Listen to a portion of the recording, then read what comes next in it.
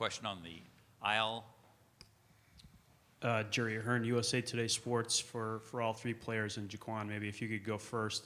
What's it been like to play under Coach Wade and see his youthful countenance out there on the court?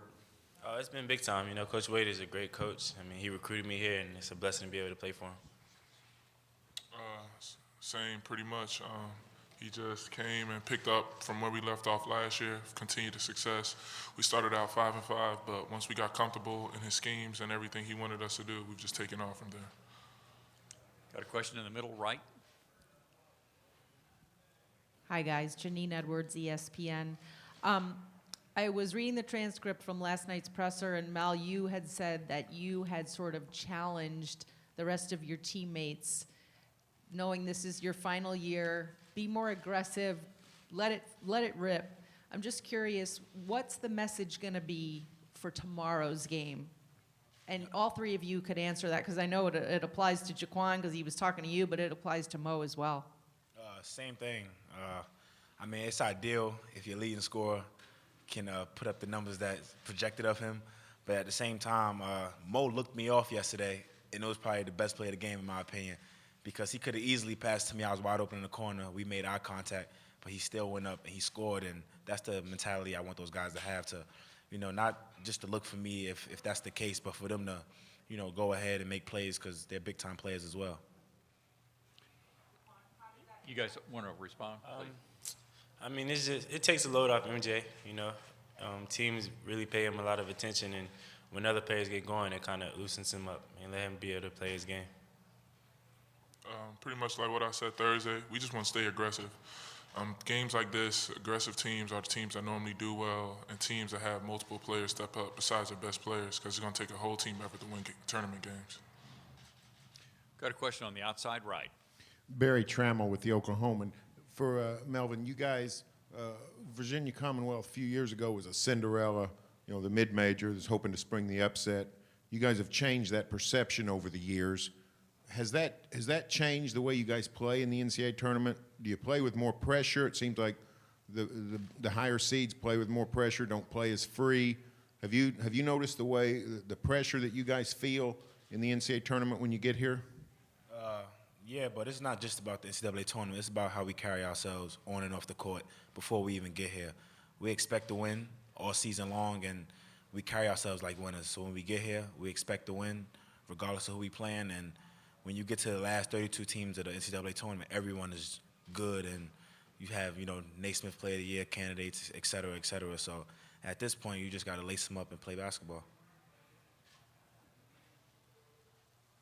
Got a question in the middle left. Garen Emig of the Tulsa World. For Melvin and Jaquan, for those of us who haven't watched you as much as your press has, your media, do you guys play a similar style that Coach Smart taught defensively? Do you pressure as intensely as you once did under Coach Wade, and what are the differences? I mean, I feel like it's still the same, especially in the half court. It may not be full court pressure, but when we get in the half court, we really lock in and guard the ball.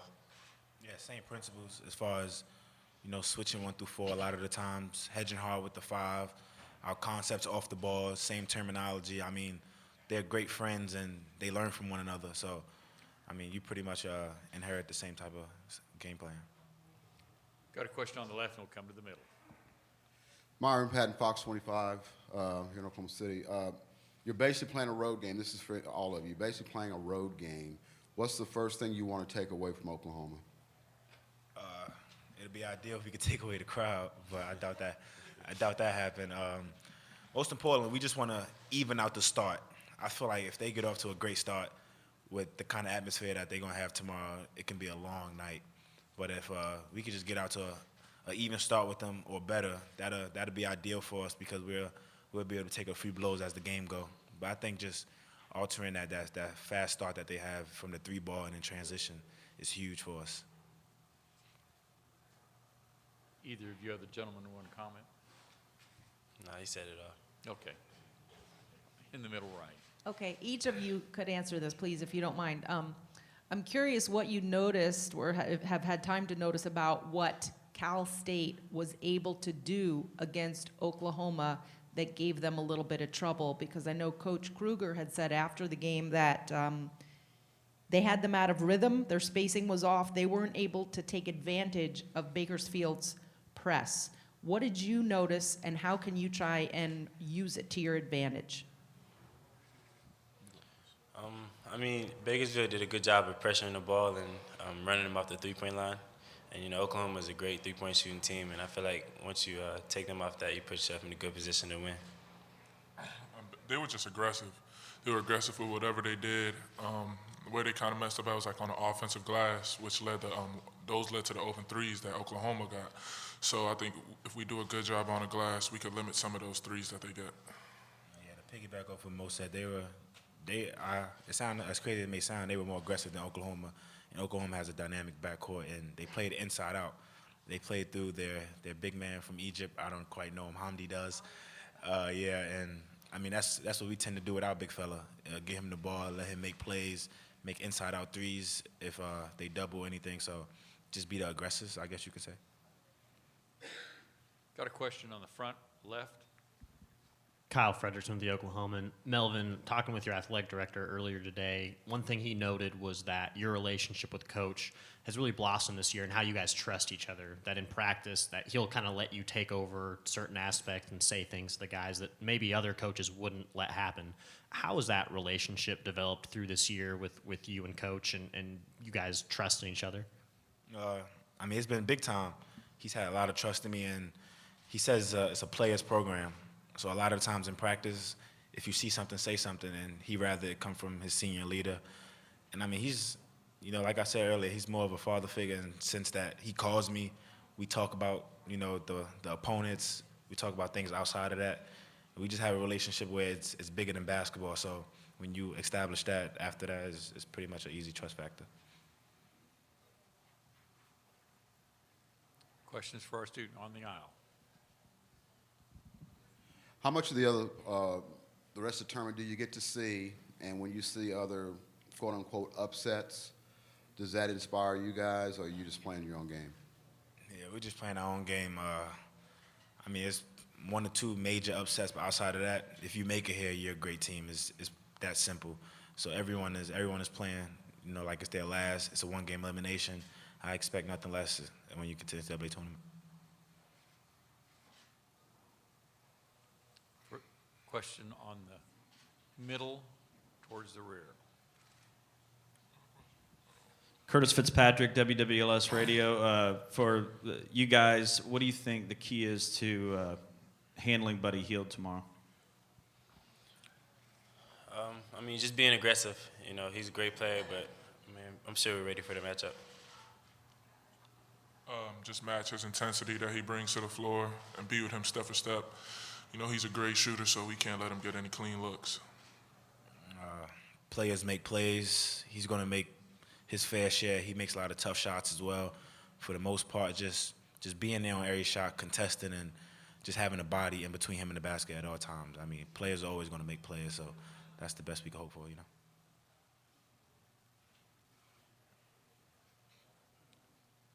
Further questions for our student athletes?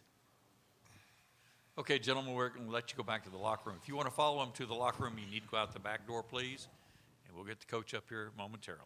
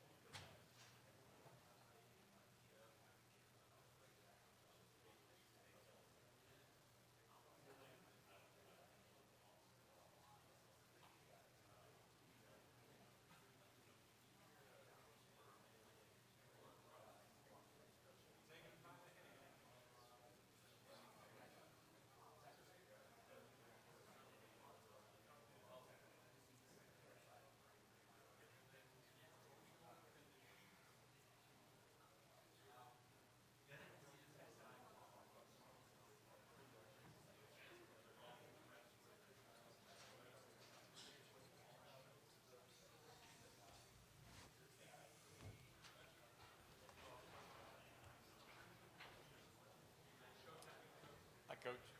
Oh, we're going to let you make an opening comment.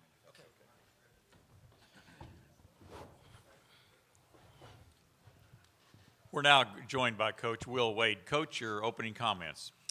Well, happy to be here. We've got a big challenge ahead of us tomorrow with Oklahoma.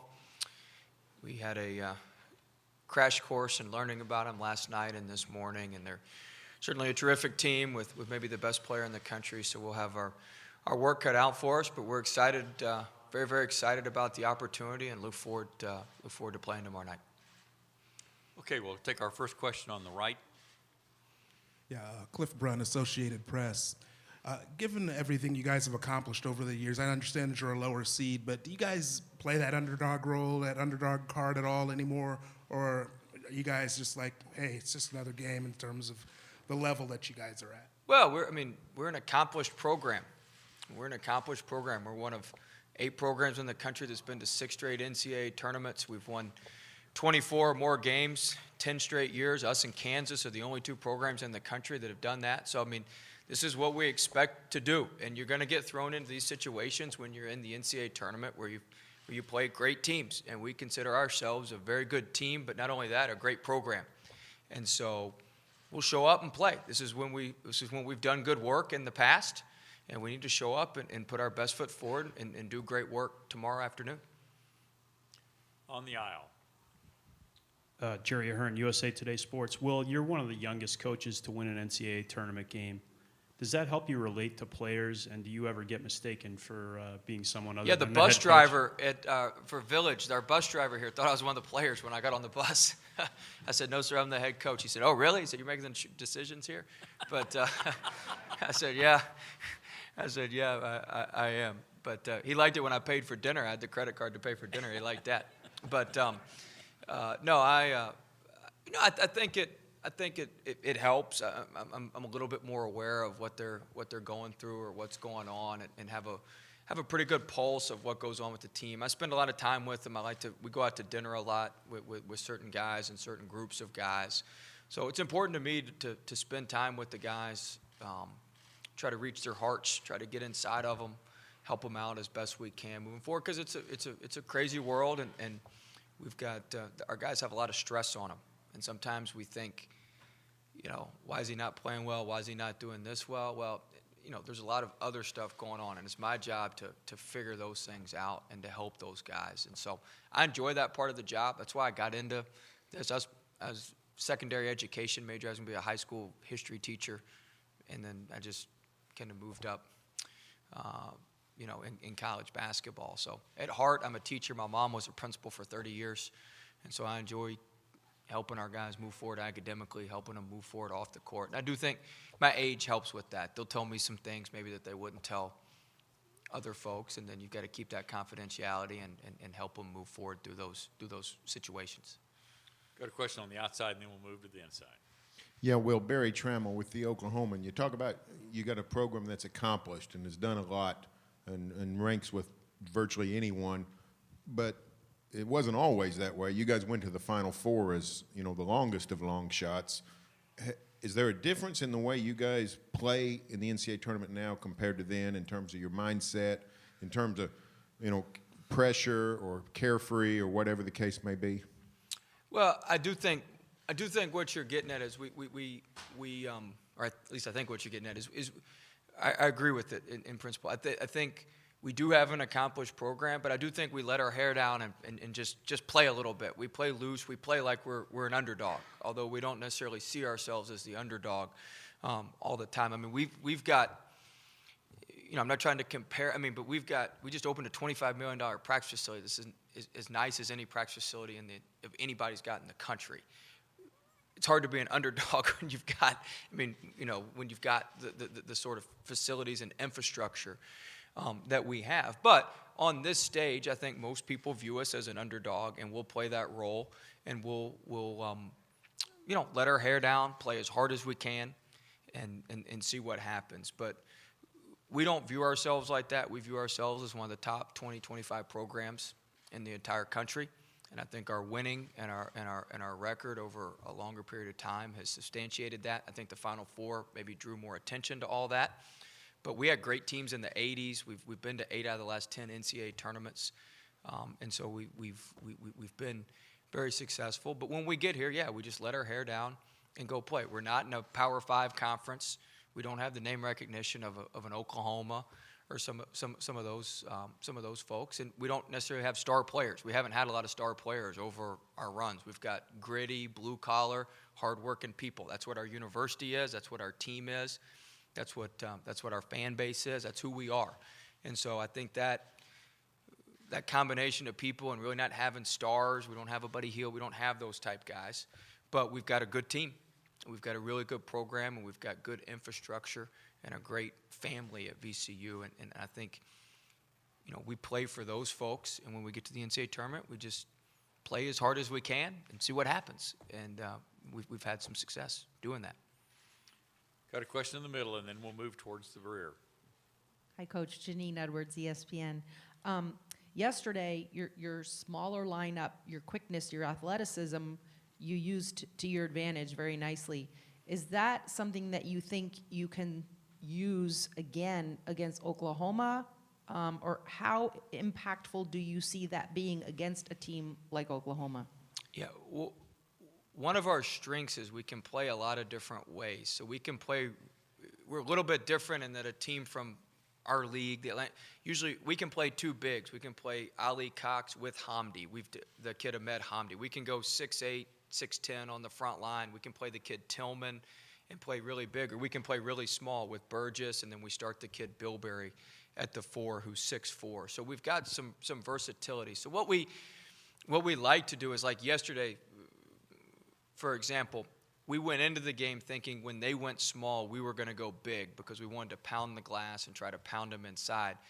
Well, they started running some action where we couldn't stay big because they were just picking on us and driving some of our bigs with what they were running. And so then we countered and went back small. So when you've got a lot of different ways you can play, then we settled in and said, all right, we're just going to play small and try to beat them small, which we were able to do. So we'll see. It depends on how the game goes, and we'll try big, we'll try small, see what's the best fit for us, and play that way. But I do think the versatility of our roster and the interchangeable parts we have in our roster helps us feel our way through things. Question on the left rear. Andy Staples from Sports Illustrated. Well, you and Steve Prohm and Matt McCall all came up through the student manager track. How does that accelerate your learning of the business? And also, did you dominate any manager games? Our managers are like top 5 in the country in the KPI deal. They posted all over I told them if we give them to work as hard at that as they did in playing, they stay after practice and practice themselves. But we didn't have the manager games when I was coming up. We just tried to trade gear, get game shorts. I had game shorts from like all the ACC schools when I was at Clemson. But, I think being a manager gives you a different perspective on things. You get to see how things work in the office. You get to see, just the totally different aspects of the recruiting part and the overall picture as opposed to just playing all the time. So I do think it has some advantages. I was able to learn a lot. My kind of niche was camp. I knew how to run camps. And so Coach Purnell, when he needed a graduate assistant, he felt like he was going to start losing money on his camp. So he just kept me on as graduate assistant to basically run camps. And then I was able to parlay that into learning more about things. So I think managers are responsible people. They're for the most part, they can do a lot of everything, and I think that's what you have to do as a head coach. You got to be able to juggle a lot of balls and keep a lot of balls in the air and play a lot of different roles and wear a lot of different hats. And I think being a manager prepares you for that. Question in the middle left. Gary Nemec of the Tulsa World. Will, I think the assumption is because you served under Shaka that Oklahoma will see sort of Shaka's defensive intensity from the jump. I mean, you'll be in OU's backcourt and pressure for 2 hours. Is it that much of a mirror image, or have you? No. Yeah, go ahead. No, we've adjusted. We press probably 30-40% of the game, but we play what gives us the best chance to win. Our fans call it half-court havoc now. I mean, we're just much more in the half court. We use our length and athleticism in the half court more to create steals, to create turnovers. But we only now Oregon State's was the best in terms of lowest turnover percentage in the Pac-12. They did a great job handling the ball. We only turned them over 6 times yesterday, so it's not like we created a ton of turnovers. But we don't press a ton. We'll press some. Usually it's 3/4 court press or token pressure. So no, we really try to guard in the half court, be vigilant in the half court, rebound the ball, and not open ourselves up to as many layups and runouts and some of those situations you can get in when you full court press. I would like to press and play like that all the time, but we lost Briante Weber. We lost some really good players, and any press looks good when you have Briante out top. He's showing that in the NBA right now with the Grizz. So there's some similarities to it with how we play in the half court and how we deny and how we go about it, but it won't be 40 minutes of full court pressure tomorrow. Got a question on the outside right. Yeah, Coach, aside from the obvious, which is Buddy Hield, what makes Oklahoma tough to guard? Well, they've got other good players. It's not like it's a one-man band. I know he gets a lot of the attention, as he should, averaging 25 a game, but the other 2 guards are really good. The big kid, 12, he blocks a ton of shots, which leads to transition opportunities for some of those other guys. They've got some bigs, Buford and Zero Spangler, who can make shots when they need them to. They're good enough from 3 where you got to go out there and cover them a little bit. So, they've just got a versatile, interchangeable roster. And I think one thing that's underrated, their defense doesn't get talked about a lot. They do a good job defensively. They're top 25 in the country, adjusted defensive stuff, advanced metrics with their defense.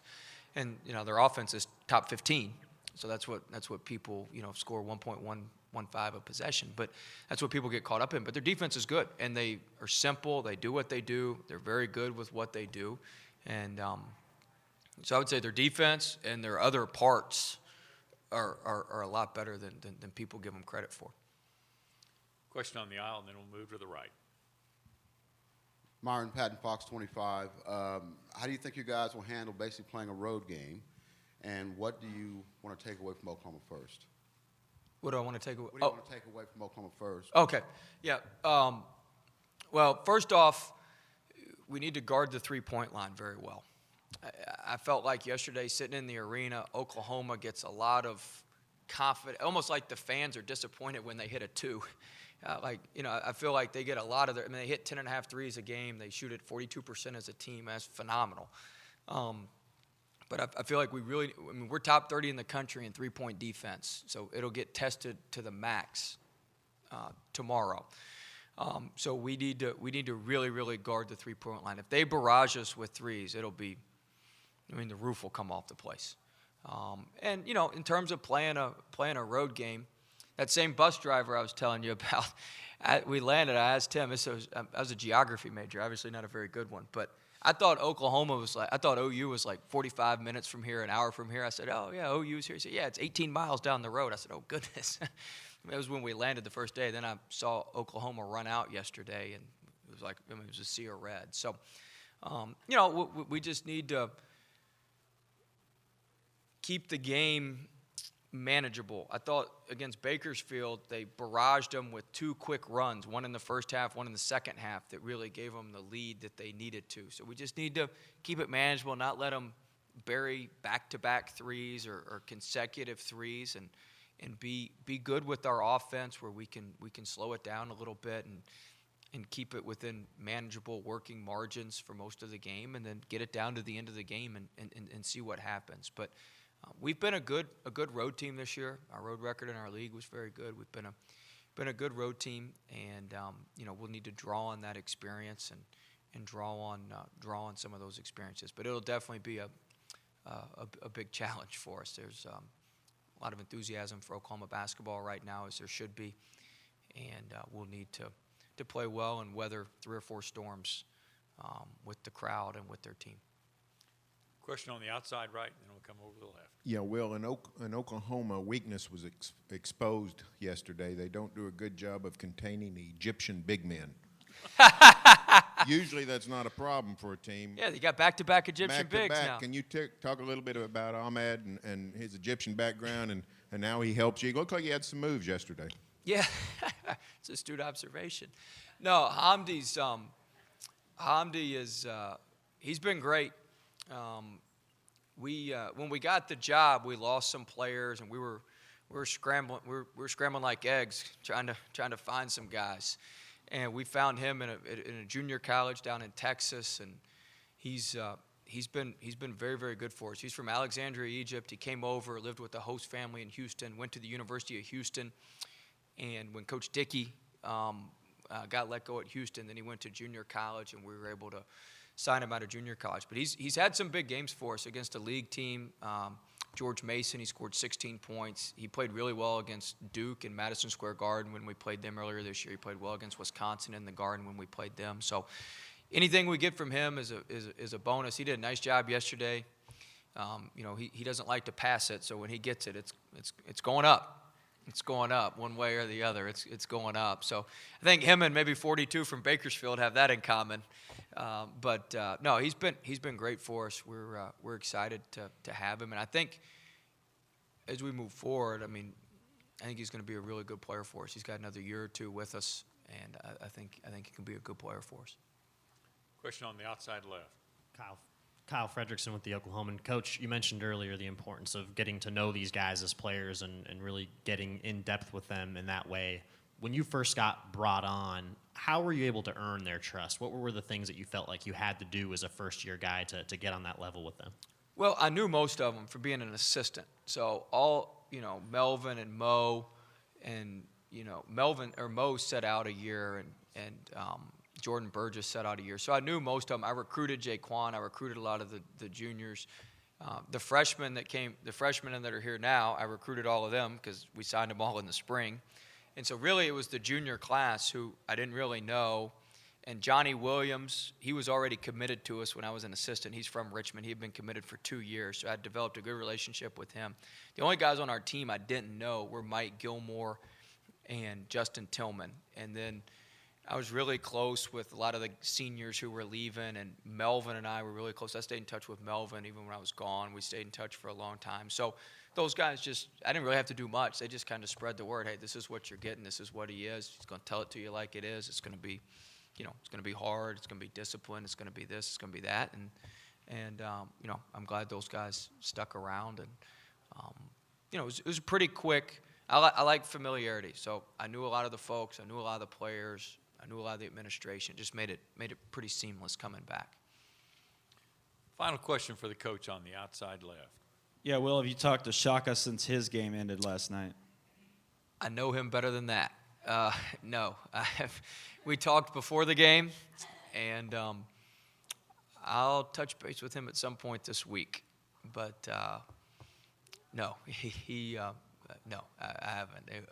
I've talked to one of their assistants, but that's about as close as I'll get to touching that at this point. But that's some way to lose. We came out. We were watching film and came out into the hotel lobby to watch the end of that game and watch St. Joe's from our league, who got a huge win over Cincinnati. Very happy for Coach Martelli and the Hawks. But yeah, that was something else. So we'll touch base and talk, on down the line here a week or so. But I feel for him. It's tough. It's tough.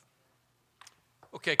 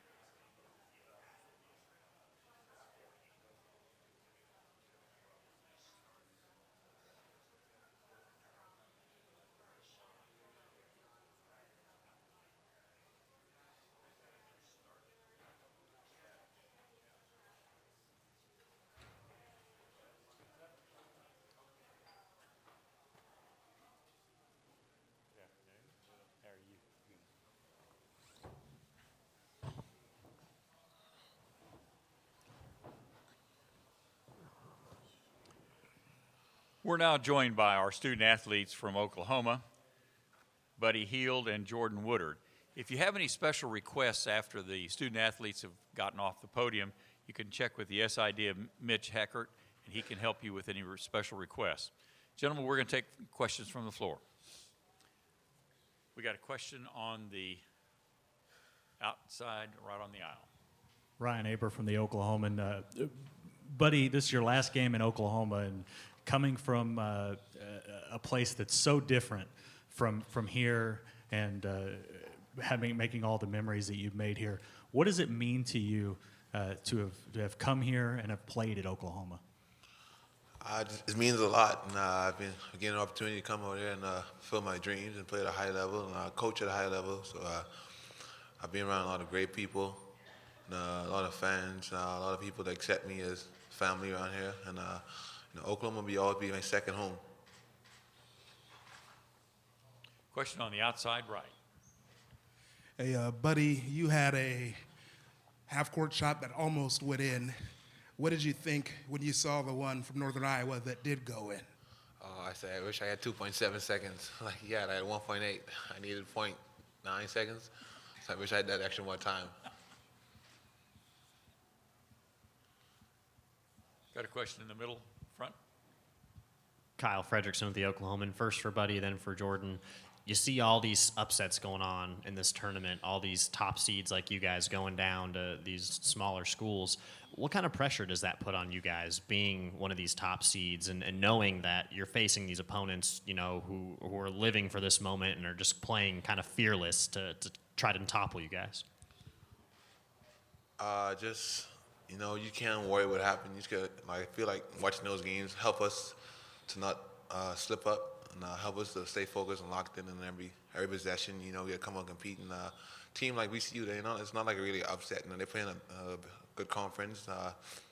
Everybody knowing VCU is being a team that always being physical. So we're coming tomorrow expecting to win. So sure they're doing the same thing too. Buddy said, you just gotta come ready to play and make sure your team is focused and you're gonna get everybody's best shot, and we gotta be prepared to deliver our best shot. Got a question on the aisle? Hi, guys. Janine Edwards, ESPN. What does VCU do that could give you some trouble? And you can both answer in your own words. They're a real aggressive team. Their style of play is, they've been playing that way for a long time. But we just got to make sure we stay in our game plan and don't let them, throw us off our rhythm. Because I feel like if we just stick to our game plan, just execute, it would be fine. Yeah, VCU is a tough team. They kind of trap in the half court, but solid in the. They trap in the back court, but solid in the half court. So we just got to be match their intensity and their aggressiveness and make strong plays and. And just make shots and get after them. Quick follow-up, sure. Just a quick follow. How important will your three-point shooting be, especially if they prioritize trying to take that away from you? And how can you counteract that? I think it's hard to take away the three-point shot from us, and we're going to shoot regardless if the hand's in our face or not. So it's either we hot tomorrow night or not. And we're just going to take good shots and take it on the float offense. Got a question on the outside. Garen Emick of the Tulsa World. Fellas, if you could both answer this. In terms of Big 12 opponents, you think about teams that like to pressure you, and as Buddy said, trap in both half and full court. West Virginia comes to mind. Do these guys resemble West Virginia defensively from what you've seen? Yeah, they're a real aggressive team, kind of like a West Virginia, in the way that they trap and they gamble a lot, try and create chaos in the backcourt and in the full court. Really, they press up kind of like West Virginia. So like Buddy said, you got to make strong plays and just not let them dictate the game about forcing turnovers. Got another question to follow up? Oh, I'm sorry. Yeah, for sure. They're real aggressive in the backcourt, but in the half court, they're not like West Virginia. They're aggressive, but they won't trap you as much because We just gotta find a way to make plays and strong plays and stay aggressive and find open men.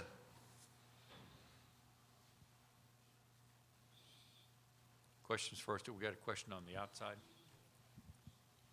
Myron Patton, Fox 25. How much does it help the fact yesterday the game was tight? You had a couple moments at 69-65, and I think you had like an 8-0 run. You hit a big three, Jordan. Buddy, you hit one. You had a block. How much do plays like that can they build on toward the tournament when things are definitely, I mean, they're going to get tight? I mean, does that help you?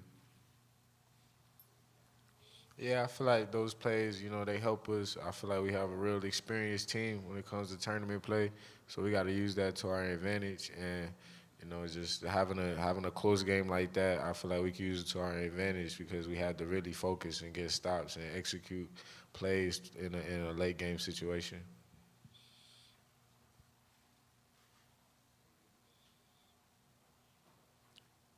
Additional questions for our student athletes? Okay, guys, we'll let you go back to the locker room. If you choose to follow them, please go out the back door to go down the hall.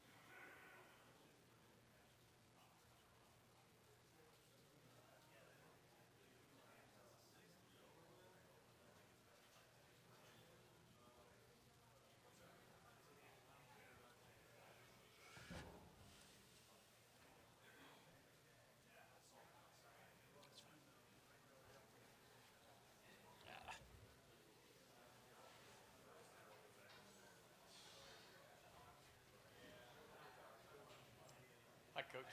How are you? I'm doing well. How are you doing today? It's a great question. Did you get any rest at all? A little bit. How that goes. We're now joined by Coach Lon Krueger. Coach, your thoughts about yesterday and today? Anytime you can be here today is a good start. Tournament games are hard to win, as evidenced by the last couple days. A lot of good teams aren't playing today, and told our guys that to appreciate the opportunity and not take anything for granted, and enjoy it, and prepare to play a really good VCU club tomorrow. Really impressed by what they do on both ends of the floor. A lot of good players, a lot of depth. Coach, Will's done a great job there, and our guys respect that. The tape we've seen so far on them, our guys have seen, gets their attention pretty easily. So they know we've got a tough challenge. We'll have to play well to have a chance to win tomorrow. Question on the back, and we'll move to the side. Joey Helmer, OUinsider.com. Coach, VCU is a team that really kind of gets up into you defensively. What do you see out of them on the defensive end of the court? They do that very well. They dictate defensively. They randomly will trap. They'll play a little three-quarter. They'll mix in a little zone. From what we've seen, they do all that well. They've got guys that are tough and challenge the ball and get into you. And, again, our guys will have to be strong with the ball and move the ball and set good screens and do all the little things you have to execute things well. Question on the outside right. Yeah, Cliff Brunn, Associated Press. Coach, you've made a career out of building programs up to a higher level. As someone who's done that, looking at what VCU has done over the years, what impresses you most about what they've done in building their program over the last maybe 6-7 years? Well, it appears they've got a culture that players are bought in. The identity of their program is solid in terms of hardworking, tough defensively, attacking offensively. I think they've got things in place where players are proud of what they're doing. Success they've had, indicates that they have done it well. It's something they can recruit to. I think you always want to have that consistency one year to the next, regardless of who's there, that you're playing a certain way that others appreciate what you're doing and the effort that your players are putting forth. And VCU clubs over the years, and this year for sure, have done that. They play extremely hard and well organized and get after you on both ends. Got a question on the left. Myron Patton, Fox 25. What do you see as some things you got to do against VCU tomorrow? I mean, in a situation, it's basically a home game for you, but they kind of relish, seems like, playing that underdog role they have in the past. What do you have to do tomorrow? Have to be strong with the ball, have to be attacking, have to, finish at the rim, have to do a good job of getting the ball out of our hands and making plays for each other. Defensively, they've got a lot of weapons, so you've got to cover the ball on the perimeter, and a lot of different guys that can shoot the ball well, and then the big guys inside are very effective in establishing a low post position. Again, like with any good clubs, and VCU is a really good club. You've got to do a lot of things well on both ends of the floor. On the aisle, on the back. Curtis Fitzpatrick, WWLS Radio. Coach, is their pressing style similar to West Virginia when you've faced them? Are there similarities? Well, any press, there's similarities. Different in that, they seem to be a little more zone-oriented initially and trap randomly, where West Virginia may be a little bit more man on the ball initially and then trapping randomly. So a little bit similar, of course, because they're both pressing, but different in that base starting point. But both effective, both very good, both tough.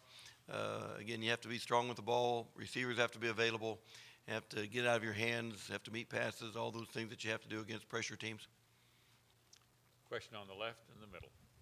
Kyle Fredrickson with the Oklahoman. Coach, you mentioned in your opening all these upsets that we've seen in this tournament, all your tournament experience. How much of a challenge is it going against some of these lower-seeded teams that are able to play a little bit more reckless, a little bit more loose, and avoiding those upsets? And also, does it get any different past the first round? Is it easier to combat some of that as you move through the tournament? I don't think people, maybe this year more than others even, that, the seeding number doesn't really mean as much, it seems like this year, because there's so much balance. There's so much so many good teams.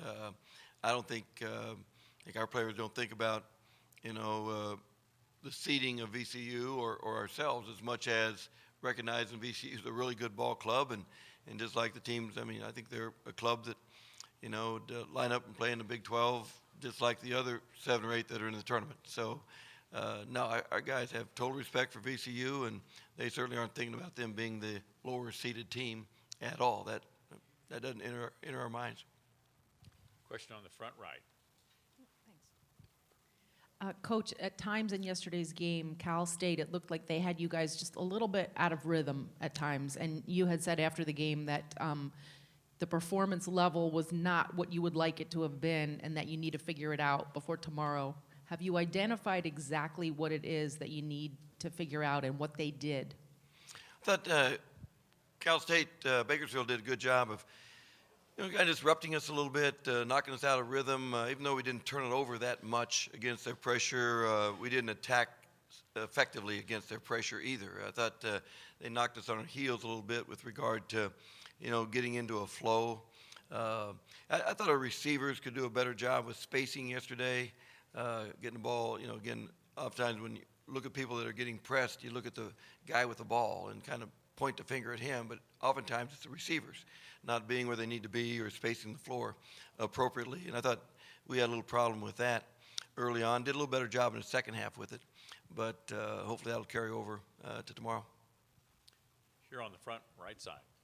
Yeah, Lon, John Hoover, the franchise. That said, all that about what you have to do better, and you've also been over what VCU does well. What's your biggest concern going into tomorrow? Is it what VCU does, scouting, making sure you got all those X's and O's crossed, or is it your own team, your own needs? Yeah, really at this point, I don't think many games are about the X's and O's as much as making plays, instinctively reacting to each other, spontaneous decisions, getting loose balls, finishing opportunities at the rim, taking advantage when you have an advantage to finish. And you watch games on TV, there's so many, you miss a layup here and it results in a 3 there. And all of a sudden it's a 5-point swing. And I think just being more efficient, being more attentive to finishing an opportunity when you have it, and with VCU, they block a lot of shots around the rim. So you got to pump fake, you got to be strong. You have to do a good job of finishing a play. And then getting back and, again, getting loose balls, 50-50 balls, all those things are important always. But the VCU does a great job with that. So we've got to match them in those areas. Question on the front. Coach, again, a little bit funnier question here. Will Wade was asked about being one of the youngest coaches in D1 and having that youthful appearance, and he actually joked that he was mistaken for a player on the team by his bus driver.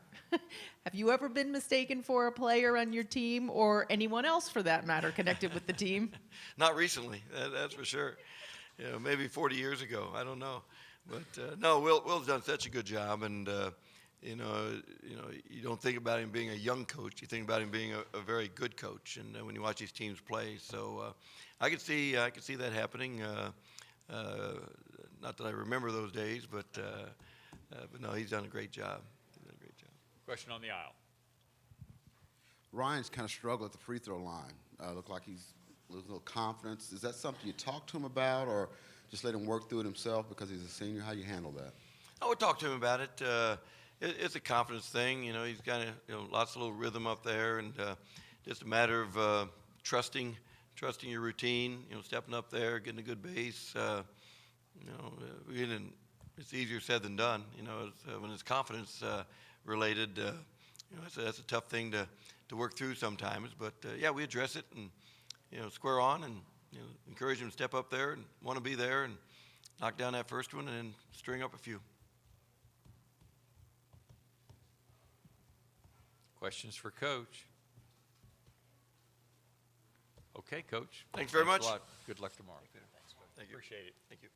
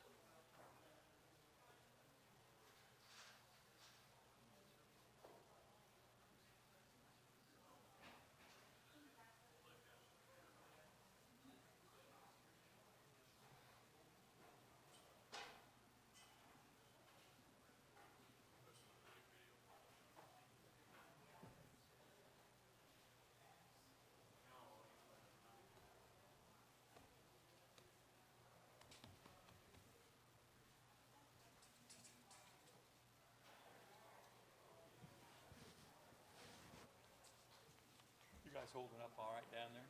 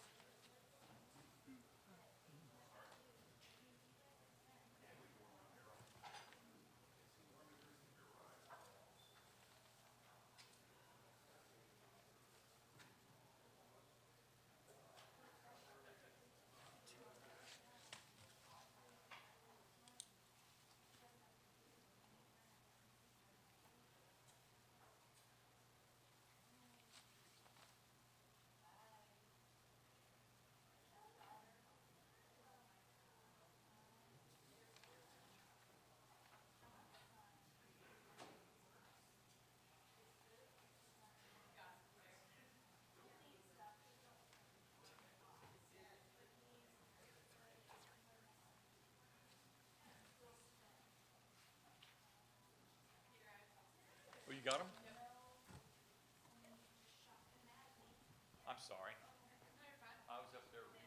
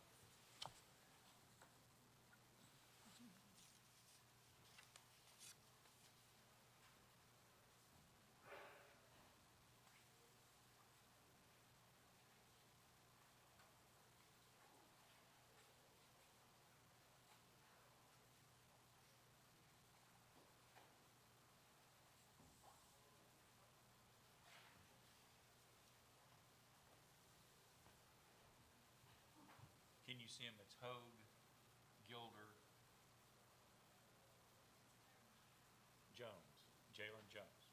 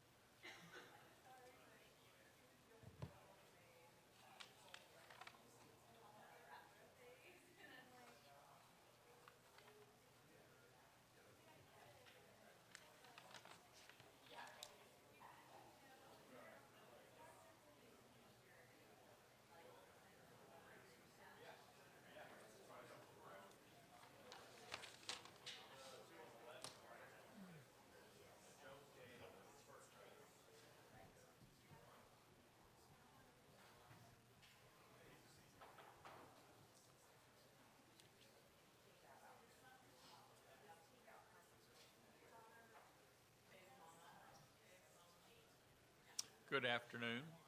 How are you?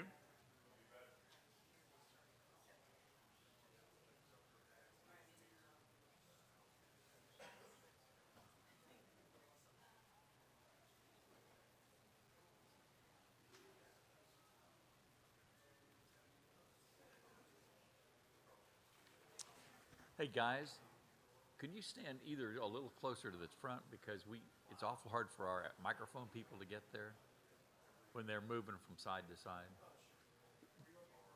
Well, I think you're fine. It's the guy over here usually that's kind of, yeah, just as long as we don't block the aisle because she needs to move around. Thank you.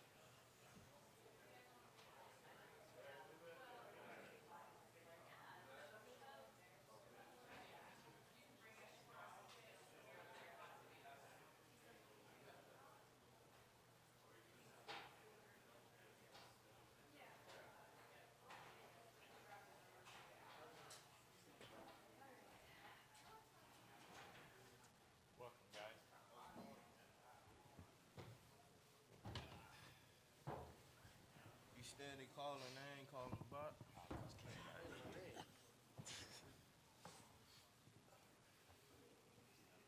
We're now joined by the Aggies from Texas A&M. Our student athletes, DJ Hogue, Admon Gilder, and Jalen Jones. If you have any special requests, you need to talk to Adam Quisenberry, the Sports Information Director.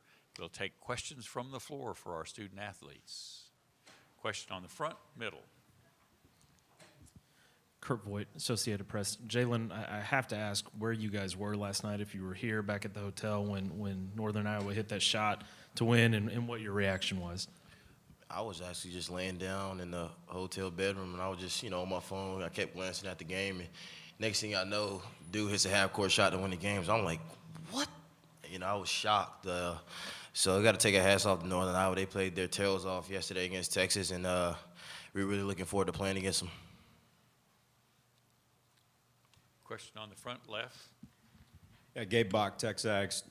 I know it's a quick study, but How much have you been able to gather about UNI? What do you know about them, Jalen? We watched a little film on them before we came up here for practice and know that they have beat some top programs this year, such as North Carolina, Iowa State, beat Wichita State twice. So we know that they're a really good basketball team, and we're going to have to do a lot of work to try to beat them. Got a question on the aisle in the rear. Richard Kroom, Bryan College Station Eagle. DJ, can you just talk about how Tyler's progressed since, I mean, you saw him in high school, obviously, every game. Can you just talk about how he's progressed from there to now? I mean, he's a worker, so, I mean, it's showing every game, and he works every practice. He works his hardest, so he's slowly improving every time he's on the court. I mean, it's really just showing for him. Got a question on the outside right. Cedric Golden, Austin American Statesman. Jalen, when you see Middle Tennessee State taking out Michigan State and Northern Iowa hitting half-court shots, what message does that send to the higher seeds as far as upsets being possible of happening? I mean, it shows that you can't take any team lightly. Every team in this tournament is really good, and every night or every day you just have to be locked in and ready to go. And when you see a lot of those lower seeds beat those higher seeds, I mean, it just shows you that those guys play a lot of heart and passion, and hey, they're trying to win a national championship just like the higher seeds. So, I mean, you just got to be locked in and ready to go, and it's tournament time. It's March Madness. Anybody can lose. Got a question on the front, and then we'll move to the left.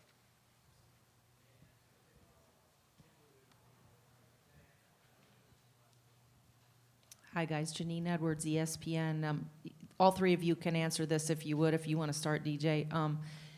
Yesterday, you guys had said your emotions were running a little high to start the game, and that coach was able to help you settle down. I'm just curious how he helped you settle, and what did you learn from that experience in those first few minutes of the game yesterday that you will apply tomorrow? I mean, first March Madness game for a lot of people, so it was real jittery, and the team we played was real fast-paced. But, I mean, once Coach got us in the offense and we slowed it down, brought the game to our pace, it was just like a normal game for us, and we played together and played hard, so came out on top. It's our first time in the NCAA tournament for most of us, so therefore, Coach just said, just come out and play our game, do what we do best, and we'll be okay. I just think the first 5 minutes, we just got to come in more locked in and just ready to go, and can't let the adrenaline or the other team control what we do. Just do what we do best and try to control the tempo early and take it from there. We have a question on the front. DJ, what can you tell us about the genesis of Tyler Davis and what he did with his body? And it's hard for anybody to lose 100 pounds. I think a lot of us would like to know the secret behind that, but he did. And what do you remember about that, for him to start that work ethic of what we're seeing today? I mean, seeing him freshman year just big. I mean, 6'8", 300 something, I think. I mean, it was crazy, but I mean, it's an everyday thing. I mean, it doesn't just happen overnight. It was his consistency of his work ethic and being disciplined when he eats and stuff like that. And I got to be a teammate of him on our AAU team, watched him with our trainers and stuff. I mean, his energy and his work ethic just feeds off on everybody, so it's real fun being his friend and just watching how he grew.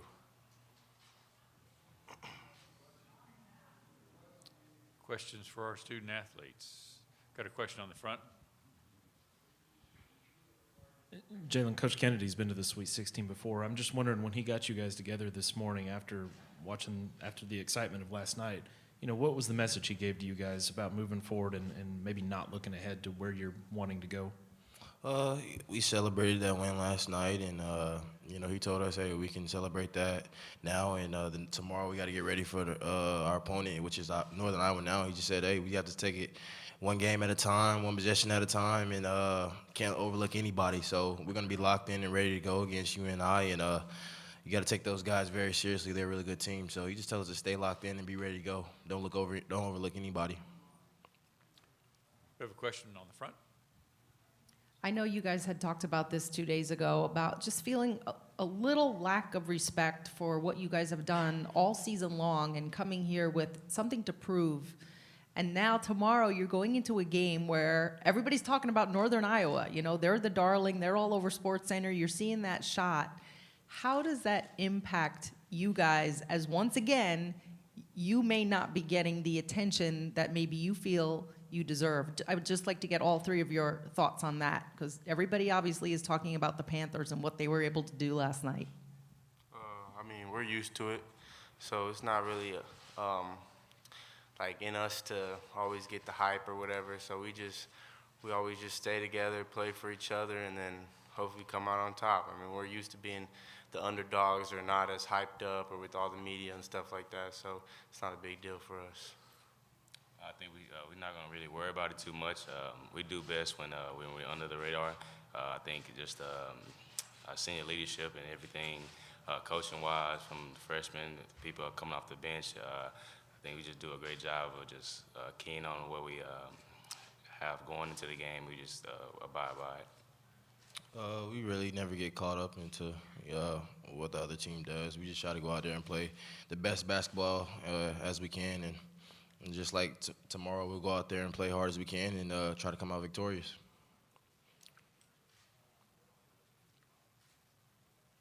Question on the rear. Jalen, can you just talk about, yesterday had to be frustrating for you. I mean, that you win, I'm sure you're happy about it, but frustrating for you that you got the 2 quick fouls and the bad start and all that. Can you just talk about what was going through your mind when you're on the bench watching that first half? I was a little disappointed in myself that I picked up 2 fouls early, but I was just on the sideline. I knew that the bench and the rest of my teammates would pick me my energy up. So I got to give a lot of credit to our bench. They came in there and played big minutes for us like they have all season. And I know this team is so balanced and we have so much depth that I'm not worried if I go to the bench and we might lose a league. I mean, this team is well balanced, and I know everybody on this team is capable of playing at a high level, and that's what they showed yesterday. We had a question on the second row. Jalen, this is Andrew Logue with the Des Moines Register. For those of us who didn't follow, you had a stretch there where you lost 5 out of 6 games. What was going on at that point? Where were you struggling? And then what pulled you guys out of it? We just kind of went away from what we were doing at the beginning. We lost some of the basic things, and that kind of humbled us and got us back together. And we knew that, hey, any given night you can lose. And so I just think what got us back going was just the coaches and everybody in the locker room staying positive and going to practice and working hard every day, trying to get back on track. So we stayed together as a unit, listened to our coaches, and we got back on the right track.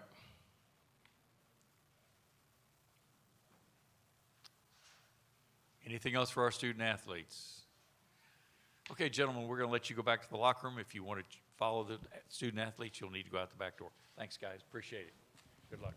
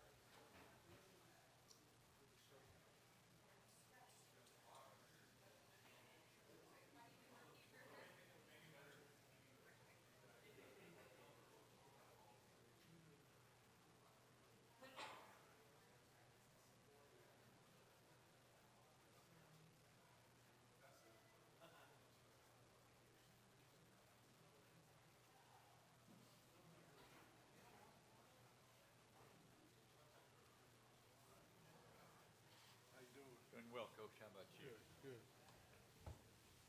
You got rid of those rows. It's good for you, man. I apologize. We couldn't find anybody to unlock. That's all right. We're now joined by Coach Billy Kennedy for the Aggies. Coach, your thoughts after the game last night and today? Well, obviously we settled down after turning the ball over and playing at the pace that Green Bay wanted us to play at. And it's probably my fault because we wanted to attack early, and we got a couple of layups early and continued to try to do that. And we got to playing too fast. But once we slowed down and started getting Tyler the ball, it opened up a lot of things for us. And fortunately, we were able to play a lot of guys. And I thought Tony Troker was really good for us, and as well as Daniel House. It got us going. Okay, questions for Coach. We'll start in the front, and then we'll move to the side. Hi, Coach. Janine Edwards, ESPN. Congratulations. Thank you. This being the first NCAA tournament experience for your players, what do you think they got out of yesterday's game? Hopefully we got the jitters out, just especially in the beginning. I thought we were going way too fast. I thought maybe it was nerves, but that just means they care, you know, and that's why we've been good, because our guys have really paid attention to detail and bought into how we want to play. And our younger guys, I was really proud of them. They had good poise the whole game.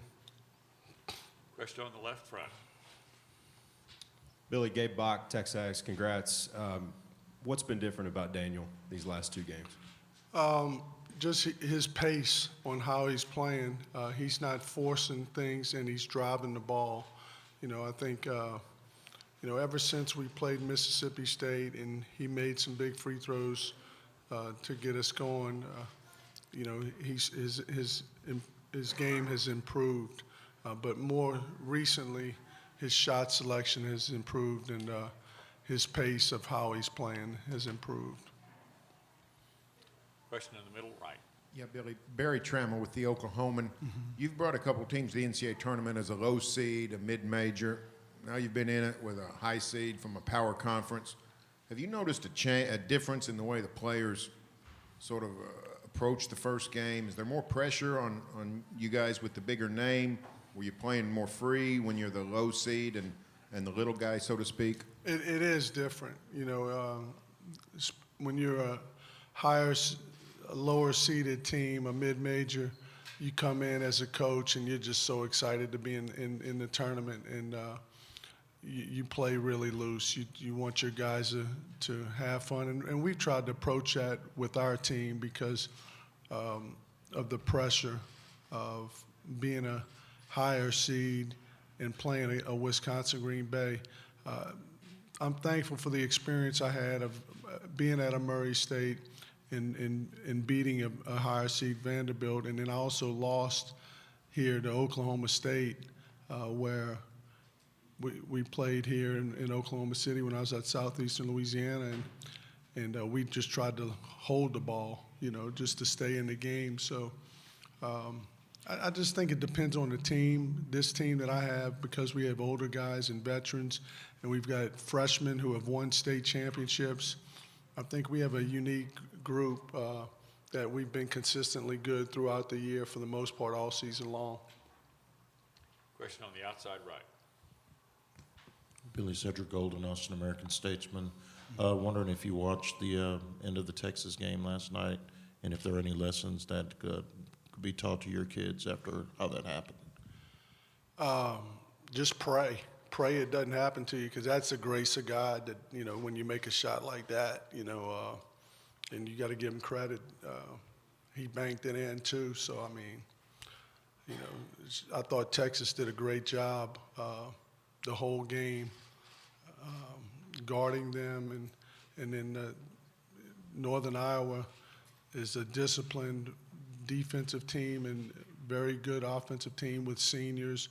That was 2 senior ball clubs playing. Texas has a lot of seniors, so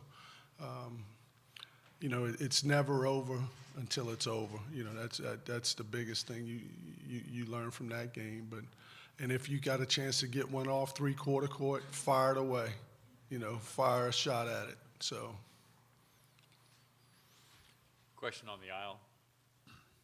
Richard Kroon, Broadcast Station Eagle. Coach, Tyler last night talked about how the new rules, maybe the way the game's officiated, has helped him, I guess, the way he plays. Can you elaborate a little bit on that? Hopefully it's helped him not reach as much and pick up cheap fouls. I think he's gotten better at that. The beginning of the year, he got in foul trouble more. Now he's done a better job of keeping his hands off of guys. I think that's probably helped him more than anything. And then because he's bigger and stronger than most people that he plays against, he's able to get good position if he keeps his hands up and he doesn't just try to overpower him. Question on the front.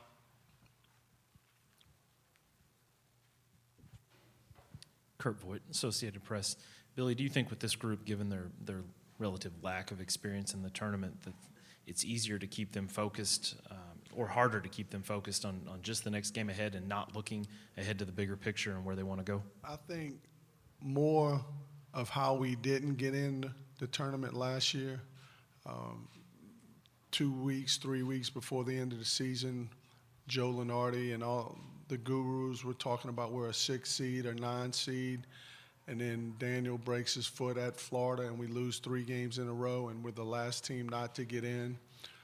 The pain of that not getting in, I think our guys really appreciate getting in, and so, and it starts with Alex Caruso because probably him and Jalen, the pressure was on those 2 guys last year to win 1 game.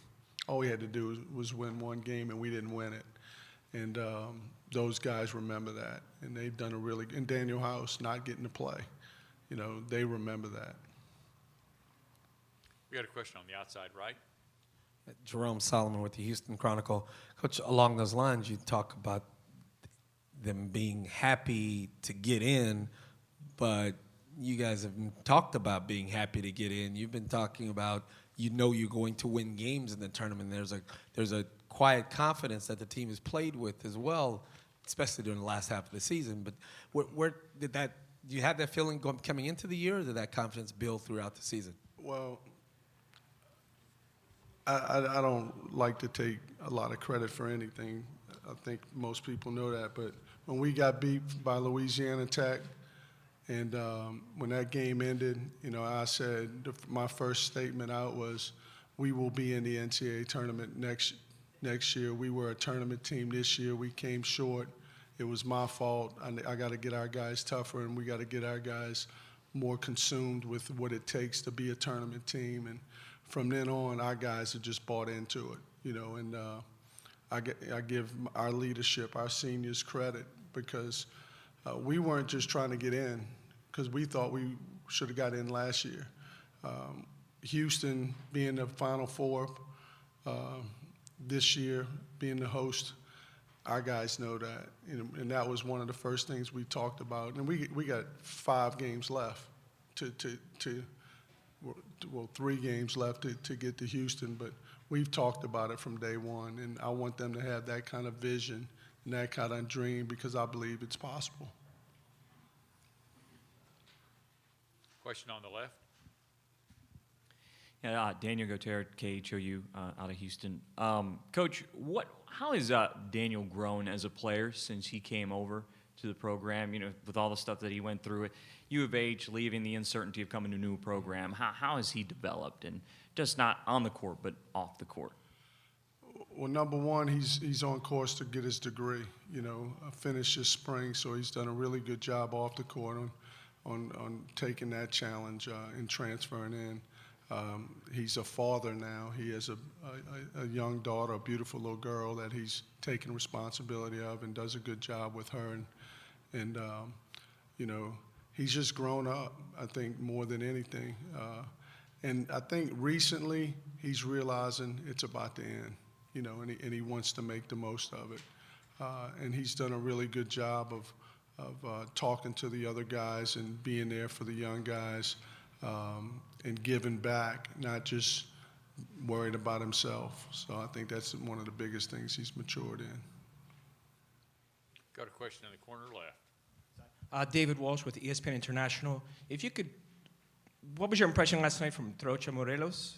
And how has been his transition coming up from Cartagena, Colombia to play at this level?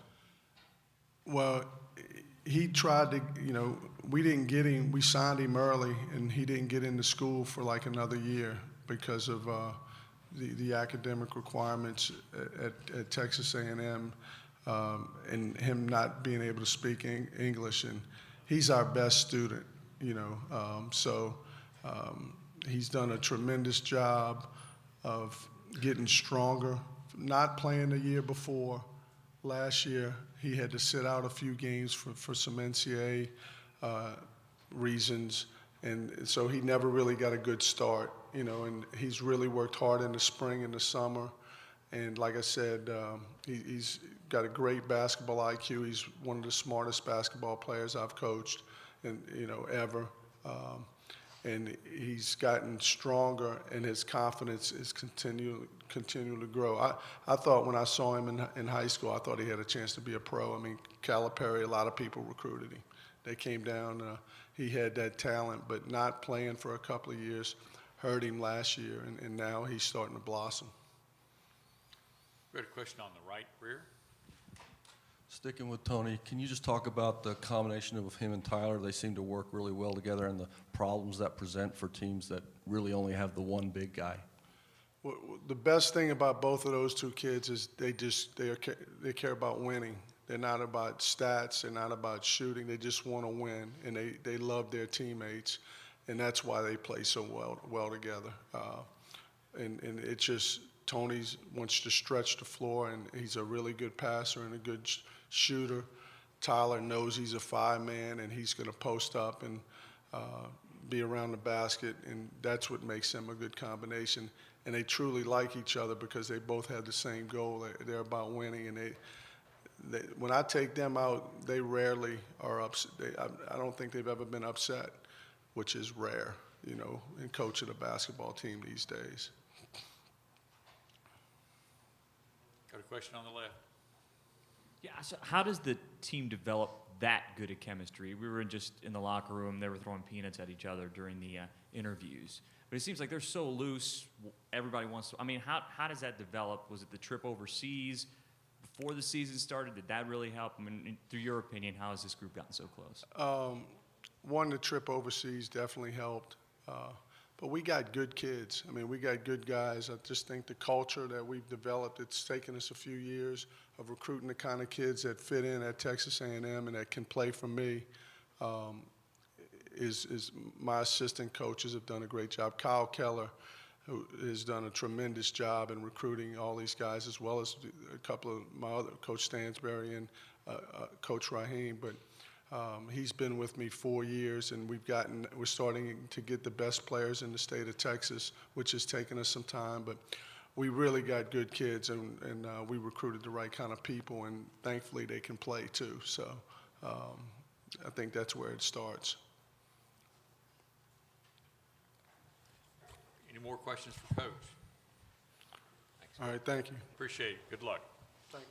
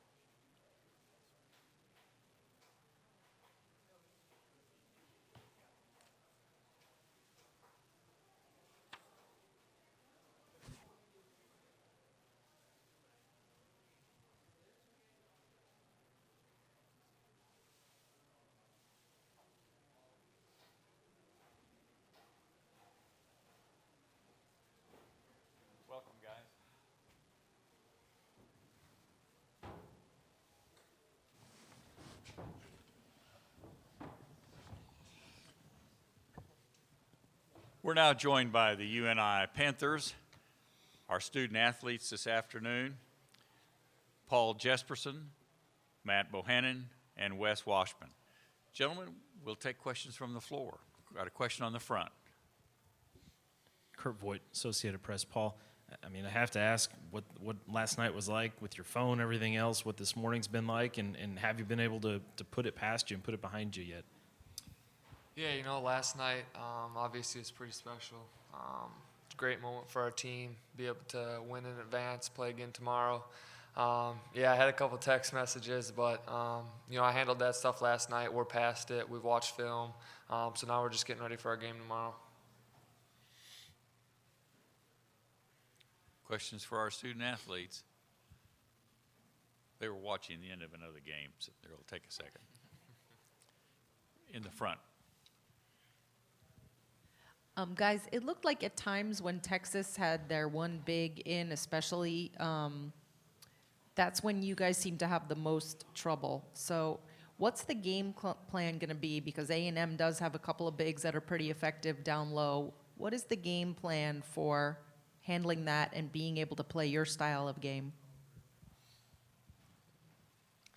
Yeah, they obviously big just like Texas was, but I'm going with your statement. I feel like when they had their big in, we kind of kept them off of what they wanted to do on the defensive end because we had Clint come in and make some really big-time takes to the basket, and they wanted to switch a little bit, so got a few mismatches. So just tried to use that to our advantage. Yeah, they did get some offense rebounds yesterday, and it's going to be a big key tomorrow. These guys rebound really well. Really big down low, but we're confident as ever. We're ready for the challenge, and if we fight down low, then we like our chances. Got a question on the front? What's the expectations for last year's team compared to this year's team were quite a bit different. So what did you guys take from last year in making the second round last year, and how have you been able to, or how do you hope that helps you tomorrow night? Yeah, just experience more than anything. We've been here before, last year with these guys, obviously, and just taking the mistakes that we made last year and trying to be more prepared going into this next game and be ready for almost anything that Texas A&M can throw at us. Any of the rest of you guys want to vote? Okay. Got a question on the outside right. Yeah, Barry Trammell with the Oklahoman. Matt, you guys have been in the NCAA before. You've won games, but you're still a so-called mid-major, and you often have the low seed. Is there an advantage when you're in that situation? Do you guys play with less pressure than a big-name school like Texas? And if so, does that pressure sort of go away? Does the pressure sort of equal out when you get to the second round? Yeah, maybe a little bit, but the nice thing is you guys can call us mid-major or whatever, but we feel like we're a high-major team as it is, and we've shown this season that we can compete with anybody, and we'll play anybody anywhere, and have done that this year and over the course of my career and Coach Jake's tenure. So it's maybe a little bit, but we just take it for what it is and understand that people are always going to say what we are and what we're not, but at the end of the day, we play for the name on our chest, and the pressure is it's the NCAA tournament, so there obviously is some, but at the end of the day, we're confident in our abilities, and we've put in the preparation and the time, and really trust in that.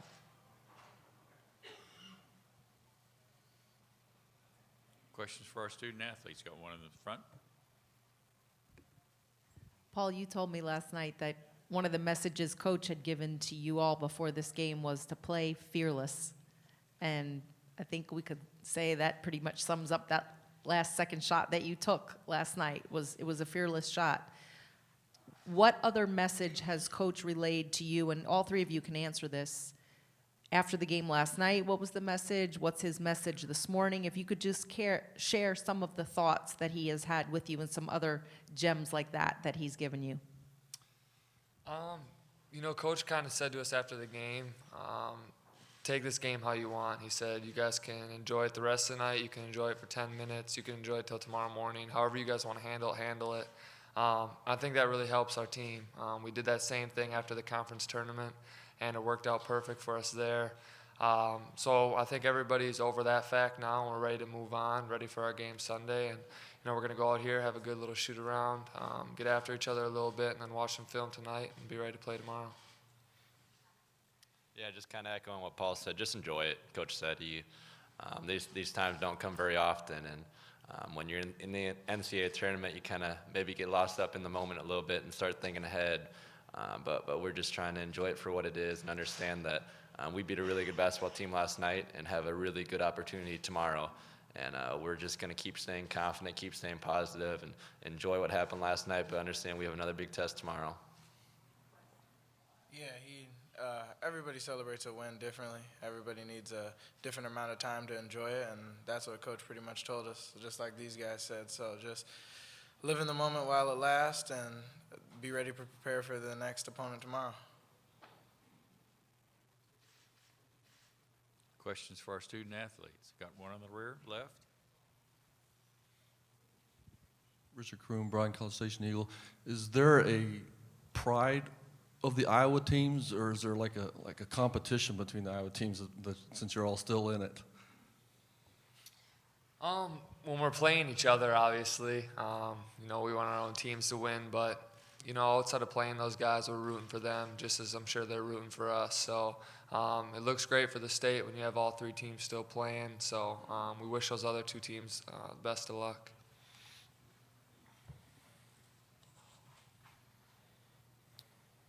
Anything else for us? We've got another question on the left. You guys kind of addressed this early, but can you just talk about their size? I mean, especially when they bring in off the bench, they bring in a 6'10" guy, and they could have Davis and Trocha in there at the same time. How you think you can handle that?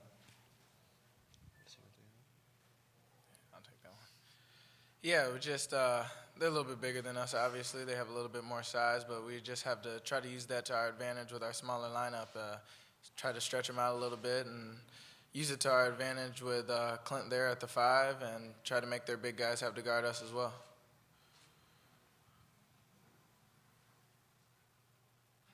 Anything more? Got a question on the outside right. Matt, this is Andrew Logue with the Des Moines Register. How much you guys have been on such a run, last 4 games, tied in the final minute, couple buzzer beaters.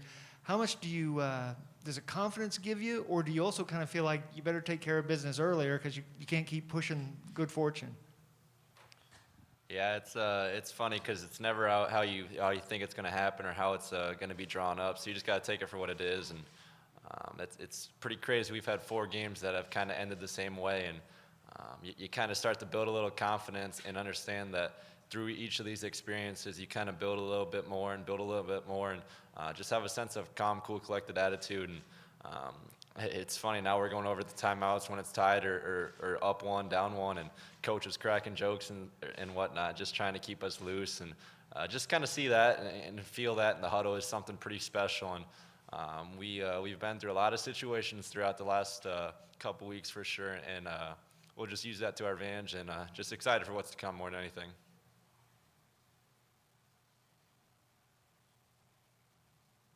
Anything else for these gentlemen? Okay, guys, we'll see you tomorrow evening. Have a nice day.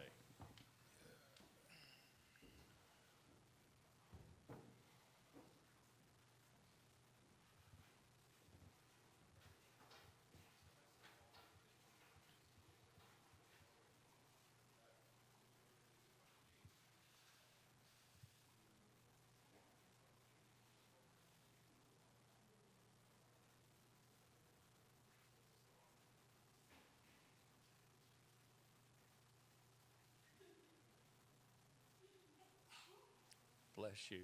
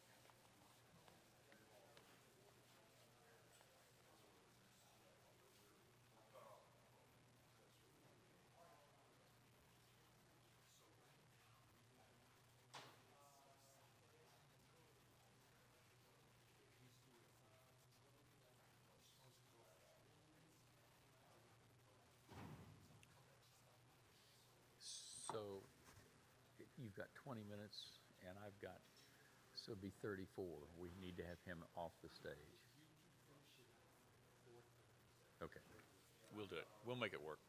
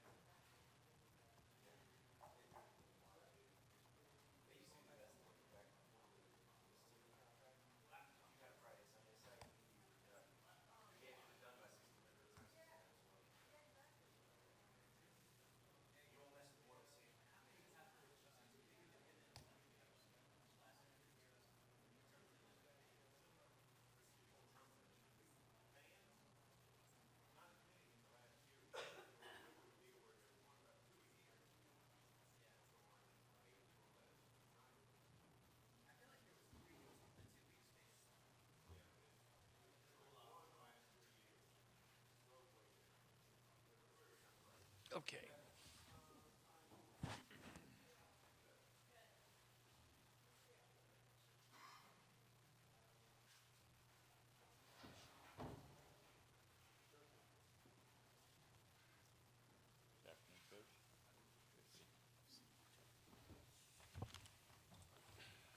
We're now joined by Coach Ben Jacobson. Coach, your thoughts about last night and today? Yeah, we, boy, last night was one of those that obviously doesn't come around very often when you're in a situation where the basketball game is tied at that point. Doesn't happen too many times where the ball goes in from that distance. So feel very fortunate to have had that happen. Really happy for our guys. I've talked about it a lot. We've got great seniors on this team, and they have. We really struggled in mid-January, and they've been great the entire time. So happy to see that happen for Paul and for our seniors. And then looking ahead to Texas A&M, boy, they got a lot of everything, a lot to handle. Those guys up front are really good offensively, really good on the boards. House is, he's a pro. He shoots it, scores it off the dribble, scores it at the basket. I just think their lineup is terrific. Guys, those guys coming off the bench, really skilled. Guys that make threes, make good plays, so they've got some depth to go with that starting group. So, lots for us to handle. Okay, questions for the coach? Start on the front. Kurt Voigt, Associated Press. Coach, the guys said you kind of left it to them as far as how long they celebrated, whether it was last night, if they put it behind them this morning. What is it about them that you gave them that much freedom to determine how to celebrate on their own, and why do you trust them so much? Yeah, that comes from our experience, or my experience with our team in 2010. When the horn went off in 2010, I immediately went to the handshake line, and then we went to the locker room, and I celebrated a little bit with the guys, but then immediately went to our next opponent. And I told the guys 2 years ago that all of the time and effort put into this as players, and even for us as coaches, that we're going to find some time to enjoy it when we've earned that opportunity. And so that's what it comes from. And like I said, I told the guys 2 years ago, and since then they keep reminding me. I keep wanting to turn the page and get on to the next thing, but Jesperson keeps reminding me that I told him that we're going to enjoy the stuff that is worth enjoying. So at the Valley Tournament 2 weeks ago, I told them after the Wichita game, the semifinals, I said, guys, you do it how you want. And I told them the same thing last night. Take as much time as you want. Because they've been great. When it's time to play, these guys have come to play. Got another question on the front, and then we'll go to the outside. There was a time, I guess about 5 years ago, where of all schools, your name was, I guess you met with Texas A&M, at least that's what I've read. So if you could, just take us through what that was like, if you met with them, how close you came, and how happy you are you stayed. With great respect for your question, that really not part of the game tomorrow. I would tell you I'm really happy for Coach Kennedy and the way things have gone for him in their program. And obviously, I'm going to tell you, there's no way I could possibly be happier coaching anywhere than I am coaching at Northern Iowa. Got a question on the outside right, and then we'll go to the back. Yeah, Ben, Barry Trammell with the Oklahoman. You've been in a lot of NCAA tournament situations now. In some ways, do you have an advantage when you're playing a Power 5 conference school or a high seed? Do you find that the lower seeds play with more freedom when you're playing a school like Texas or Kansas, whoever it might be? And does that change any after the first round? Sure. Yeah, in 2010 in the game against Kansas, I think it helped us because we had a really good team that year, and we had all the parts that you needed to have success against anybody. And at the same time, in that game, there was, outside of our locker room and a handful of our fans, there was, nobody thought we would win that game. Now our guys did. So we were really loose. We got out of the gates. I think we were up 10-2, and immediately, sent a message that, we're here and we're going to be here for the entire 40 minutes. And I think part of that is because our guys were loose. In the game against Texas, You know, I think this group has been loose because they had the experience last year, as, you know, to your question. You know, having been in the tournament a year ago, winning our first round game, having the experience against Louisville when we didn't play quite as good. And I think being in that game maybe got to that group a little bit, you know, knowing what was on the line. I think those experiences have really helped the team that we have now. And this team has just found a way. You know, we've been in a lot of situations with this team the last 6 weeks, and they've found a way to get out of them on the right side of the score. So I do think those experiences have helped us. Question on the aisle, and then we'll go to the outside. Richard Kroom, Bryan College Station Eagle. Kind of a two-parter, Coach. Your impressions of Tyler Davis and what makes him so good getting other big men in foul trouble? Yeah, his positioning early, you know, he finds his spots before the ball is in position to find him. And there just aren't many guys that do it. And when you combine that with a big body, that kind of feel for positioning, he's got great hands, he's got great footwork, but he's got a big body and he's got instincts to get himself in the right spots and find his seal before the ball is ready to get there. And that's just I think that's a pretty unique quality. And he's got enough strength. You know, as a young guy, not all young guys have that kind of strength, and he does as a young guy. So I just think you combine all those physical skills with the instincts that he has. It makes him a really, really good player. And he might be a great player right now. If some don't consider him great yet, he's going to be great really soon. I just think he's terrific. Did you have a second part? Oh, you know, I think that has to do with not only having the physical size, but again the instincts and the positioning. Because he gets himself into great position, guys defending him are at a disadvantage before the ball gets there. They got to try to find a way out of that before the ball gets to that spot. And I think that's where he's able to pick up some of those fouls. And then also he's a good rebounder. You know, he's going to go and get some offensive rebounds and work hard to get offensive rebounds. So he's in there in traffic, and that forces other teams to bang around and battle him. And I think some of those fouls get picked up there as well. Outside right. Coach Andrew Logue with the Register. How do you put this team in its place maybe for what you've been through? Because like you said, 2010 was probably more talented, and probably last year was more talented. But here you are in the round of 32 with a team that was fourth in the Valley. How do you rate or summarize what this team's accomplished this year? You know, Andrew, I've told the guys, I've told this team, I said, guys, I'm not quite sure how this has all happened the last 6 weeks, in particular the last couple of weeks. We're not as experienced as some of the teams we've had, and we're not as deep as some of the teams we've had. So Andrew, I've told them, right? I mean, they know.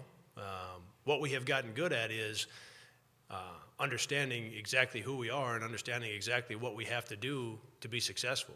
We have to fight hard to rebound. We have to fight hard to defend the post.